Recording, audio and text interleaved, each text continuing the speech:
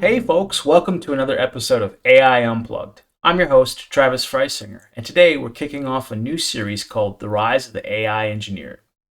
I'll be exploring the role of the AI engineer. Surprise! One that's evolving alongside the growing impact of generative AI. Specifically, it's a role that sits between machine learning and a typical software engineer. But more importantly, before I kind of dig into the detail there, why am I doing this? Well, this is an 8-part series. I really want to dig into this concept of what an AI engineer is. Not my term. I first saw it on the Latent Space blog, and I think related podcast exploring this concept. I'm trying to put my own spin on this, my own flavor, my own understanding, how it's relevant to kind of the technology space I sit in. This is episode 7. So 7 weeks ago, I sat here and kind of said, "Hey, I'm going to start this podcast. I'm going to gain deeper expertise in the generative AI space. I've been doing a lot of experimentation, and let's go." So I feel, I've got my legs under me on, what it takes to do podcast creation, and it's time to kind of structure some of that thinking to roll this forward potentially into a bigger picture book. Around this concept. There's so many things I want to explore. I think focusing my energies is really the right direction now. So, part 1 of 8. And in this episode, we'll explore what sets an AI engineer apart from traditional machine learning engineers, data engineers, software engineers, specifically how pre-trained models and APIs are now the go-to tools for accelerating AI product development. We'll look at some real-world examples of companies reaping the benefits like Notion, Repl.it, and Jasper. So buckle up as we explore the rise of the AI engineer and why this is such an important role. So let's start by defining an AI engineer. How does this role fit into the broader tech landscape? Historically, if you wanted to build AI products, it was a complex and resource and heavy process. You needed a team of data scientists, or at least a data scientist.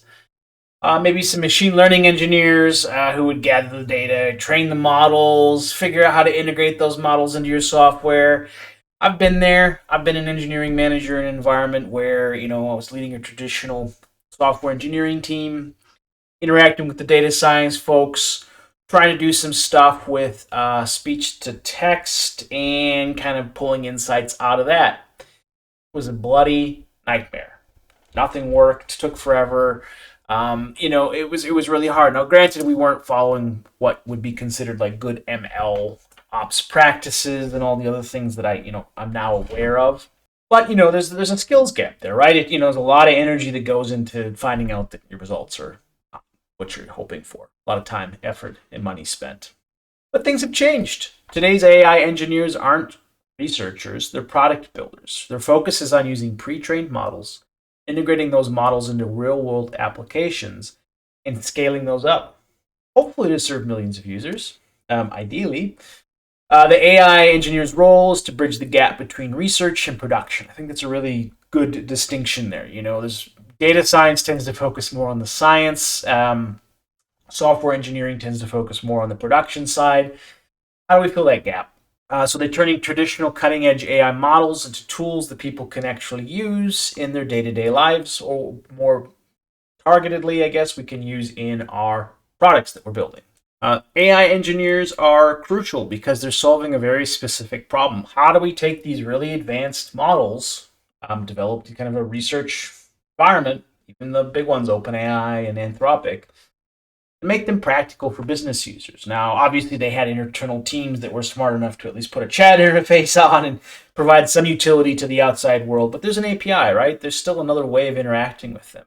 In the past, developing an AI-powered product meant months or years of work. Like I said, building models, training them, takes time. You need a lot of data. You needed the data pre-processing. So data engineering is always a big component. Still is. You'll need the right infrastructure. Then you'll need enterprise to tune the parameters, validate the performance, and iterate. And even if you're using like SageMaker and you've got some of the infrastructure to kind of help with this, it's still time-consuming, expensive. And it wasn't just about building with AI. It was about investing in this entire spin-up, this entire life cycle from the ground up. Which, I guess there's parallels to, some of the old school ways of doing software. I've been doing software for fun for 30 years. I remember starting off writing C and all the low-level memory management. And, now you get frameworks for Rails where you just kind of magic things into existence and you can build apps. Like, there's a lot of the thinking that's gone. The utility has been brought to a higher level. And I think the same thing's happening in AI. Generative AI is exposing a higher level of utility that used to be there. Traditional machine learning is more like typical memory management, where generative AI is a bit more like using a pre-rolled framework and it's something that sits in a JVM.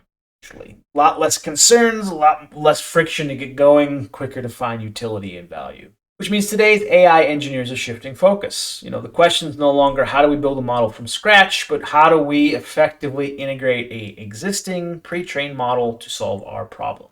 I think this simple question really opens up this whole concept of AI engineering. There's a lot of possibilities, a lot of things to consider when we start to unpack what it means to bring this new utility into the code base. I think most importantly, AI engineers need to start with the product mindset. A product in mind, a need to solve, not just, I have a model. The goal really is to create something that adds values to users as quickly and efficiently as possible. This means selecting the right model. That in its own is probably an exercise. Understanding the specific problem of the product and integrating AI in a way that's both functional and scalable. And here, scalable, I don't means cost as well. Really, instead, focusing more on the efforts of integration and application development around the AI, not the creation of the AI itself. Now, how does that differ from traditional software engineering? Well, traditional software engineering is going to focus on things like I have database. I need UI to interact with database. I have API now that sits in front of database that UI interacts with. Like, there's some pretty typical components, especially like I'd say the bulk of software engineers out there. They're going to be like React component designers, maybe engineers, a hefty term for a large chunk of the industry, potentially all of it. I'm not here to start a war, just trying to frame a reference here. So, ideally, a lot of the engineers out in the industry wouldn't have the skills. Integration's hard, right? Like something that people prefer not to do. I think even if you're a back-end engineer, you may still struggle with some of the nuances that come with this space. There's a whole new language to understand. That's the machine learning side. And you don't have to be an expert, but you still have to have some exposure and experience to it. It's different than a vertical, like being specialized in healthcare or voice. It's more utility to the AI we're seeing out there. So by focusing on integration and the application of AI, we're going to gain a lot of efficiency. We're not building the models, we're using the models. So, we're going through labeling and model training, and it's going to take at least months, possibly years. We can reduce that timeline to weeks, days, possibly even hours to iterate more frequently and to ship products sooner. Obviously, that means there's new concerns, right? Nothing's for free, but we're cutting in faster to the value prop of the business rather than trying to build all the infrastructure to even test the value prop. AI engineers focus on how to make the AI work within the specific constraints and the needs of the product they're building. As you can see, it's very product focused. Whether that means optimizing the model for a particular task, RAG, fine tuning, there's a few different ways to do that. Better prompting, I'm not leaving that bucket wide open. The goal here is to create a seamless user experience, ensuring that the AI is effectively solving the problem and that it's capable of handling the demand of the system. It's not really about speed. It's about practicality, even though we're getting better at making inference faster. I'm sure we'll continue to evolve and speed will maybe be less of a factor. AI engineers have a deep understanding of the models they're working with, so kind of some machine learning basics and how they fit into the larger product ecosystem. How do I operate this thing? It's not just new tool I plug in. It's more like, hey, cool. What are the new concerns that I need to worry about from an operational perspective? They'll ask questions like, what's the best model? Cost, right? There's an operational component. How do I integrate this in a way that aligns with a great user experience? I cannot harp on this enough. I think user experience is going to change. We're going to have to update the way we see this.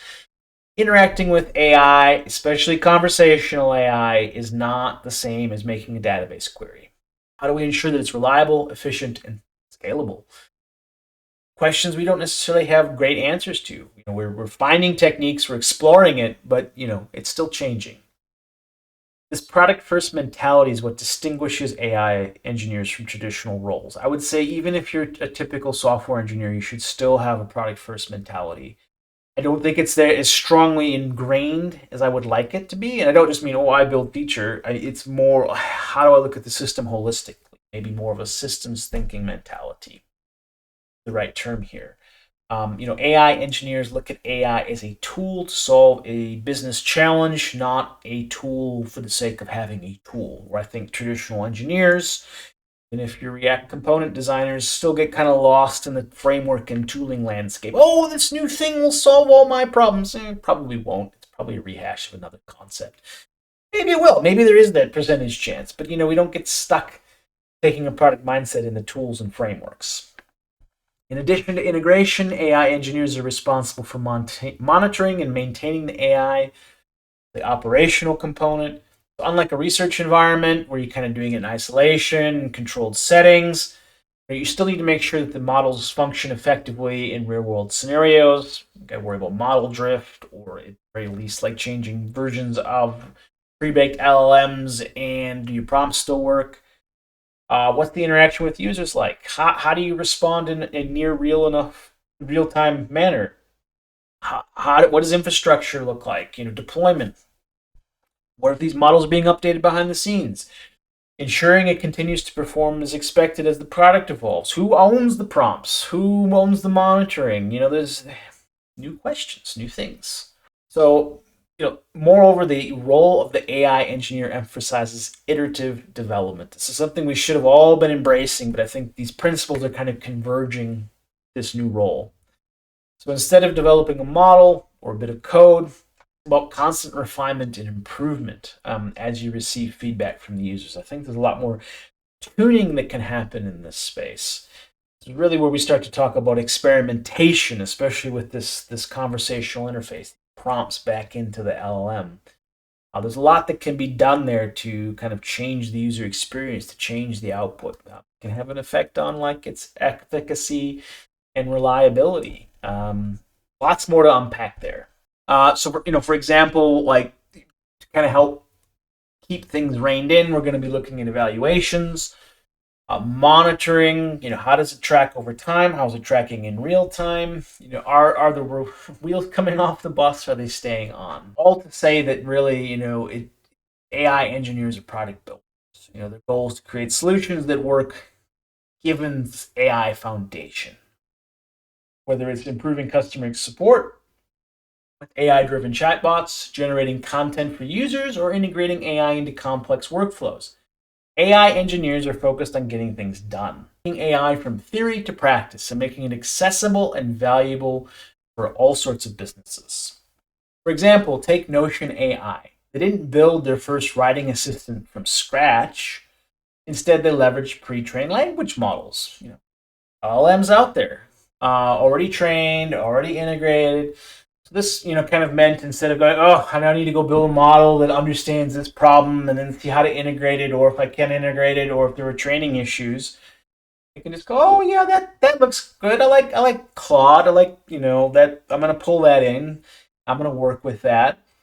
I'm gonna really be able to better focus on this specific business problem I have to see if AI can assist me. How do I work with AI to kind of help add value and move this forward? They're really focusing on how to apply those models to help users. That's the kind of work that an AI engineer does. They take these models, take these AI components. I'm not saying ML doesn't have a place here. You still might have some ML. Maybe you got some pre-existing models. Maybe you got a team. But you're going to find smart and scalable ways to solve product needs. Take a developer tool like GitHub Copilot. Love it or hate it, it's there. It's definitely a product that's been built around generative AI in the name of efficiency. Now, GitHub didn't build a code generator from the ground up, right? I think they used Codex from OpenAI. That's at least what I heard. I know you can use different versions now, but I think initially that's where they'd started. Specifically trained for coding tasks. Create a tool that helps developers write code faster and fewer errors. That's the goal. That's the marketing spiel. I think there are cases where it's going to help with utility. efficiency. Copilot's going to provide these suggestions, these code snippets. You can choose to take them or not. Like I said, love it or hate it. There's still a bit of a line there. I would say, like something like Cursor is probably a little bit more utility, at least in my experience. It's far more of a conversational aspect. I can take a piece of code, ask it to refactor it, explore a concept, talk about architecture. Kind of do that with Copilot, but Copilot seems to be kind of a advanced autocomplete first, chat second, where Cursor allows me to kind of have a solution of applying those code changes back through diffing. I don't find, at least I haven't found that to be the same in Copilot. So this is a really good example of where AI engineering has really shined, creating a dynamic, real-time interaction between AI systems and the user, in this case, a developer. That it's enhancing a developer's problem-solving ability. Doing this for 30 years, I don't use Google anymore. It's just an integrated chat and it's smooth. I don't think I could have got the same experience integrating Google and chat. Like, it just doesn't behave the same way. I'll often get frustrated these days, like expecting more of a conversational flow where obviously Google's designed to be a single shot, ask your question. I'll go search the vast amounts of information I have and find the most relevant. Still a very pertinent problem today, but this ability to be able to continuously integrate with the AI is where I think a lot of value starts to unlock, really making it more of a collaborative experience. So, both these examples, well, three examples, really highlight how AI engineering is making advances by using these pre-trained models. It's writing assistance in Notion, whether it's code generation in Copilot or more of a conversational coding experience with Cursor.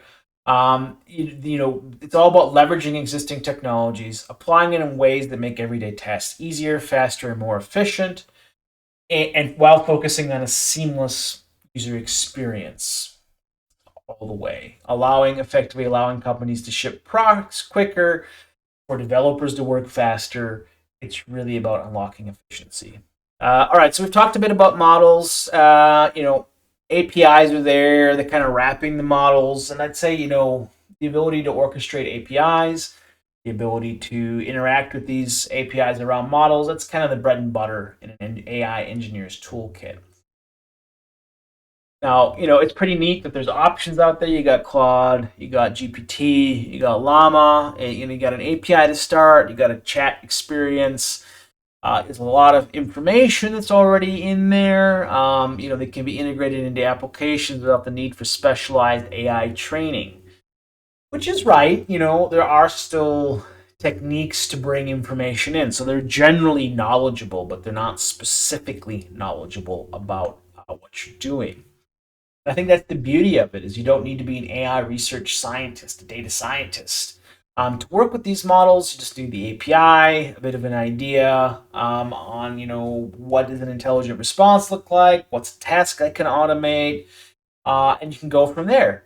The AI engineer's job is to figure out how to integrate that into production in a way that adds value. So whether it's enhancing user experience, optimizing workflow, or creating new business opportunities. I think it's really cool that the generative AI in itself was unlocking potential for non-developers to create things. Now, I'm not just taking the hype from the news articles. I've spoke to folks doing this. They're running a business. They want to try experimenting to see if they can optimize this piece. They're writing a bit of code in the evenings, running it through, designing processes around it without being an engineer or having an engineering team to take on the cost.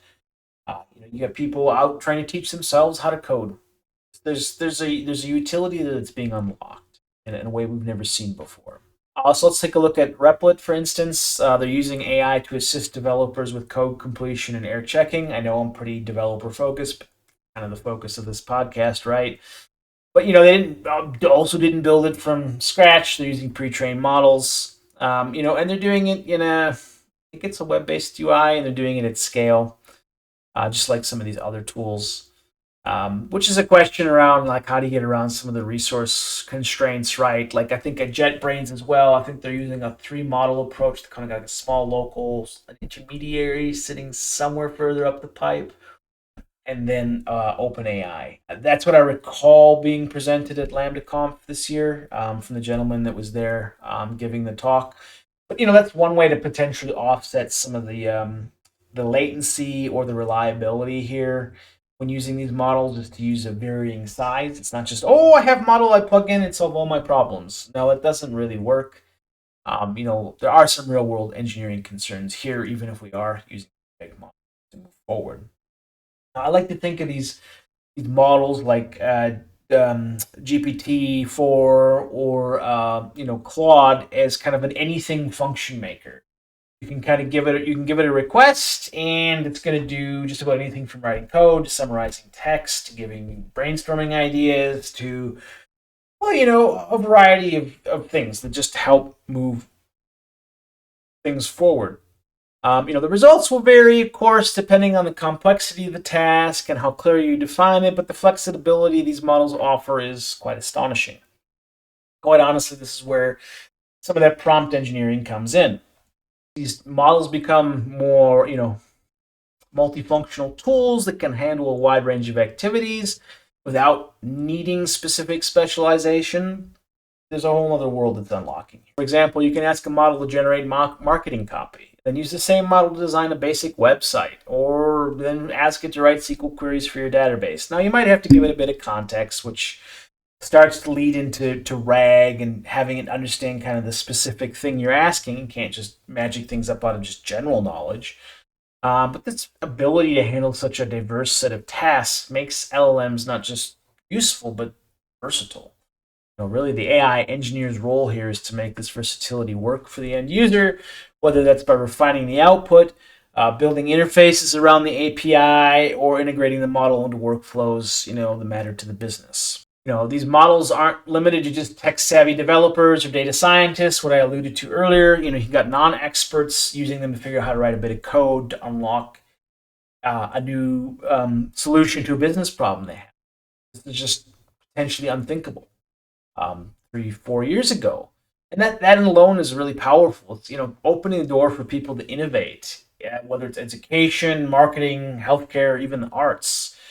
Like, this democratization of AI means that anyone with a basic understanding of the API, or at least access to a chatbot, can begin to unlock the potential of LLMs in their own projects. It's really a huge leap forward, allowing smaller companies, individual creators, on technical teams to build smarter, faster, and more innovative solutions. Combine some APIs to string together a workflow. It's going to be better, faster, and stronger than what's before. I think of one example. I've got a friend who runs a company called BizVoip. He's dealing with Datagram and some other AI stuff to do real-time voice, on the call. You're asking it questions, it's responding. It's got a bit of context. Like, he's not a developer. I know he's not a developer. I used to be his CTO. I know he doesn't know anything about software, but he's able to compose this. He's able to gain. He's not dumb. Fairly intelligent person. He can read documentation. He can plug it into an LLM and get it to produce a result. And it's working. It's got a demo. It's being well received. And there, he's unlocked value, by no longer needing me. Just being able to read some documentation, take an idea, and run with it. What can be had when we start thinking it more of just the API composition layer? Therein lies the power, kind of combining these models with other tools, right? You can mix and max functionality. You can take one piece of this AI, maybe mix and match LLMs, like I was mentioning earlier. Maybe automate, lead into a different piece of automation. I don't necessarily need to be building everything from scratch. But if you are, there's still the tooling there to help make it faster. Which, just in just a few years, the things that used to take time take less time. I think the gap between design and React component designers is closing. I look at what Figma can do. I look at how I can just take a screenshot, feed it into a model, and get the React spit out in a few minutes. And I don't need to pay an engineer a day to make that. I think that's where we're going to start to see some real innovation. So, what makes an AI engineer different from a traditional software developer or machine learning engineer or data engineer? Oh, I'd say it's about product, right? The AI engineer isn't just playing around with algorithms or tweaking models. Even if you are trying to be product focused, you're really understanding the need to build and ship products that deliver value to users. It's less about trying to find the value and more about building to deliver the value. So, for instance, whether you're building a chatbot for customer support, you don't need to build a new model. Large language models have definitely unlocked a deeper ability to deliver value quicker than ever before. There's a real strong temptation to basically to attribute human-like qualities to these models. I can't say the word. I'm sorry. Maybe on a different day, but not today. Where in reality, these models are just predicting the next word in a sequence based on a pattern in the data they've been trained on. At its core, that's effectively what we've taught these machines to do. Despite being a next word predictor at their core, they sometimes deliver responses that feel nuanced and deeply contextual. Kind of weird. It almost feels like at points they're rationalizing. This paradox between the simplicity of their mechanics and the complexity of their output demonstrates why AI engineers need to strike the right balance. We really need to understand that LLMs aren't thinking or making decisions like humans. They can still generate outputs that are surprisingly accurate and useful in various domains, like customer support, content creation, software development, like we mentioned, Repl.it or GitHub Copilot, or Cursor. These tools are powerful pre-trained models that allow developers to code faster and more effectively by suggesting things like you said. So this is what makes AI engineering exciting and at the forefront. Turning these capabilities into tangible products that solve problems in new and innovative ways.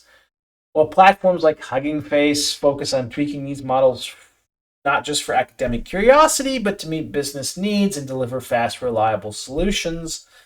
Whether it's integrating AI-powered customer support or automating back-end workflows, AI engineers are at the heart of solving problems that directly impact users. In the end, it's a product-driven mindset that sets an AI engineer apart from a researcher, an ML engineer, potentially a typical software engineer, definitely a data engineer. It's not just about exploring the capabilities, about the new framework, the new tool. It's about making it work and creating scalable, practical systems that users can rely on. Now, let's look at some real world examples of companies using AI engineering to bring products to life. Now, I've mentioned Notion and Repl.it, but let's look at Jasper. Jasper's revolutionizing the content marketing space. I find a lot of tools coming out in that marketing space that got pre-trained models, helps the marketers generate high quality content at scale. Now, there's still a human involved there somewhere, right? It's about generating options, being able to discern the good option. So instead of spending years building their own models, just not an option anymore. The teams leverage the models to make and automate large portions of the content creation. So it's really dialing into more how do I utilize the tool rather than making it, allowing them to focus on messaging, audience targeting, campaign development, rather than just getting bogged down in the details of writing every single word. Jasper stands out in its ability to generate a wide range of content types, from blog posts to social media updates to email campaigns and ad copy. Marketers can simply input their goals and ideas, let Jasper deliver ready-to-use content that attempts to align with the brand tone and messaging. I always say the attempts because, in my experience, it's hard to get it perfect. A lot of this gets you close. You need to iterate. And this frees up marketers to refine their strategy and focus on the big picture rather than spending hours on repetitive content creation tasks. Sure, definitely does allow you to, more thoroughly kind of focus on the key value generation activities. I'd still say you're not going to get readily usable artifacts directly out of these systems, but they definitely take you a step in the right direction. So the success of Jasper highlights a growing trend, AI engineers using these models to enable more efficient workflows and scalable solutions across industries. I think that's a trend that's just emerging. It's something we're really trying to lean into, trying to identify those workflows, trying to identify some of those solution points, really trying to unlock all the different use cases for the utility of generative AI. Now, let's talk about Anthropic. This is a company that provides pre-trained models, but also dog foods uses their own models to build things. I think a great example here is the contributions of Claude to conversational coding. So Claude has this idea of artifacts where I can ask it to make me I don't know, a Space Invaders game, or to create an image of X, and it allows me through dialogue to interact with that. It's put off to the side. It's there. It's real. I can interact with it on a standalone, or I can use the conversational interface to interact with the chatbot to make amendments to this thing that is produced for me. And rather than me making the adjustments, it's making the adjustments. Now, what's really cool about this feature is that they use Claude to develop this feature. I think it was in a matter of a few weeks or a few months, sorry. They took this lengthy development process, used their own tool to co-create this really awesome feature that further allows people to further co-create and refine ideas rapidly. So this is a great example of AI engineering at work. It's leveraging a model to solve a problem quicker than it would have been to do it manually. It's unlocking that value add. So this approach showcases how companies like Anthropic are at the forefront of driving AI product development. I think it's cool that a model provider is using their own model to kind of advance the field itself. It really exemplifies how it can speed up processes, how it can unlock new possibilities for innovation. I think that's just really exciting. So what's the big takeaway from today's episode? The AI engineer is becoming an essential part of the tech landscape. They're taking cutting-edge AI and turning it into products and processes that businesses and users can benefit from without getting bogged down in the complexities of model training, which is just awesome. The AI engineer is definitely a role that will continue to evolve. It'll continue to be refined, but ultimately I think its purpose will remain unlocking value from this new generative AI technology. In our next episode, we're going to dive into conversational interfaces. I mentioned it a little bit. This is kind of one of the most exciting applications of AI.